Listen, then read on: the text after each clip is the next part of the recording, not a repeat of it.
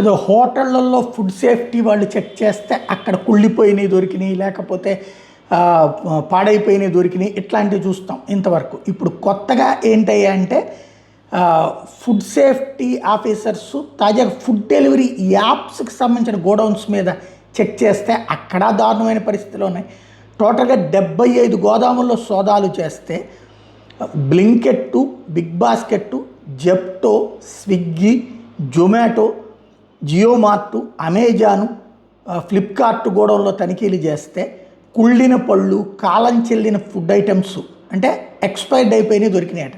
1903 material ఇట్లా expire అయిపోయిన వాటి దొరికినాయి. 76 కిలోల కుళ్ళిన కూరగాయలు గుర్తించారు. ఓవరాల్గా దీని మీద ఇప్పుడు నోటీస్ ఇస్తారు. వీళ్ళకి ఏంటంటే రైడ్స్ చేస్తారు పాపం, కానీ పెనాల్టీ వేయగలరు, కానీ కేసో అరెస్టో ఉండదు. మ్యాక్సిమం సీజ్ చేస్తే మళ్ళీ ఆ పెనాల్టీ కట్టగానే వదిలిపెట్టేయాలి, లేదా ఒక 4-5 రోజుల పాటు ముయ్యాలి. ఇప్పుడు ఇలాంటి పెద్ద పెద్ద సంస్థలు అవి కూడా ముయ్యరు. అదే ఇక్కడ ఉన్న బాధ.